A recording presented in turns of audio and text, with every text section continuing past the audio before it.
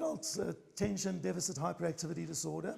We'll be talking a bit about the assessment, the diagnosis, the treatment, and some of the issues faced. A common genetically linked kind of condition. And if one member of a family has ADD, there's an eightfold increase that another member of the family will have ADD as well, compared to the general population. Many people battle with distractibility, poor concentration, impulsivity, adrenaline-seeking kind of activities, a trail of incomplete tasks behind them, hobbies and interests and jobs and the various kinds of things that may be there.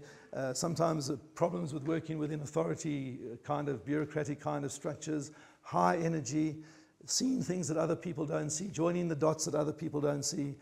Many kinds of advantages in it, but equally many things which, if you're not in the right environment, can be difficult. Primarily, the diagnosis of ADD is made on a clinical grounds. When we say that, it's made by talking to somebody who knows about ADD and them making the diagnosis based on the history and the information that they get. Based on family history, childhood history, behavior. It's very much a clinical diagnosis. And when one makes a diagnosis, first one looks at primary and secondary conditions. What is the primary condition that a person has, and then are there any secondary conditions?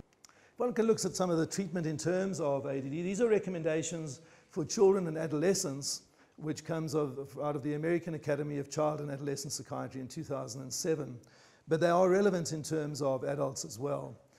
One looks at the treatment of ADD. There really are a number of headline issues that need to be looked at, of the various kinds of medications. But certainly medication, any holistic program for ADD at least should have considered the possibility of medication. Not everybody needs medication, not everybody will end up on medication. Even people who try medication, not everybody benefits from it. But there are enough people who do very well with medication to say that if you're going to have a holistic treatment in terms of ADD, at least medication should be considered and perhaps tried as part of the mix of interventions. So there are other medications that are used. Risperdal certainly is used, Seroquel is used, Abilify is sometimes used, Geodon is sometimes used, and then things like Tofranol are sometimes used as well.